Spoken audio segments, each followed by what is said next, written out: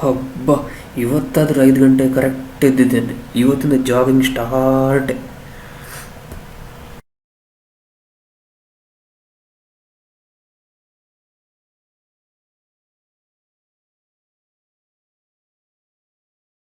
Nice DP Ranga. Ranga నీ DP చాలా బాగుంది. ఏరియా పొన్ను డీపిడ్ నంబర్ కొరలయా ಡಿಪಿಲಿ ಭಯಂಕರ ರೈಸುತ್ತಾ ಇದ್ದೆ ವಿಶೇಷ. ನಕ್ಕನೇನೋ ಡಿಪಿಲಿ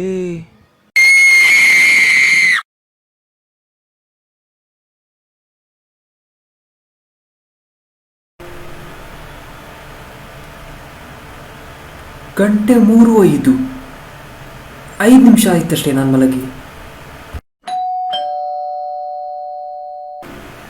ಯಾರಪ್ಪ ಇಷ್ಟೊತ್ತಿಗೆ?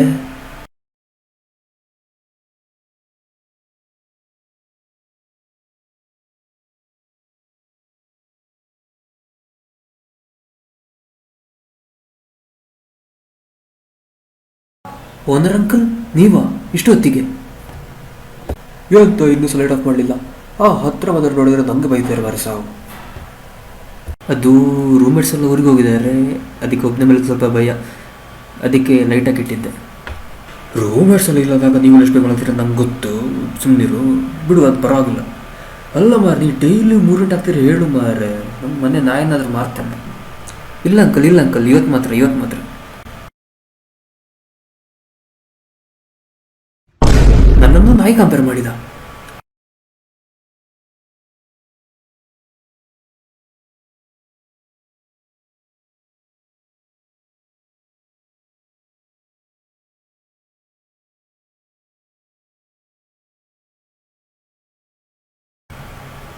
ಇನ್ನು 2 ಗಂಟೆ ಕರೆಕ್ಟಾಗಿ ಮಲಗಿ ಬೆಳಿಗ್ಗೆ 5 ಗಂಟೆಗೆ ಎದ್ದು ಜಾಗಿಂಗ್ ಹೋದ್ರೆ ಆಯ್ತು.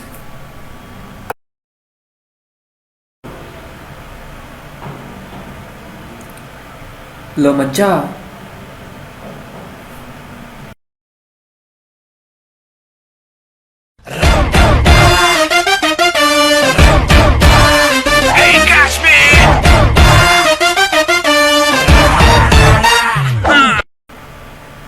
ನನ್ನ ತುಂಬ ಮಿಸ್ ಮಾಡ್ತಾ ಇದೆ ಅನ್ಸುತ್ತಲ್ಲ.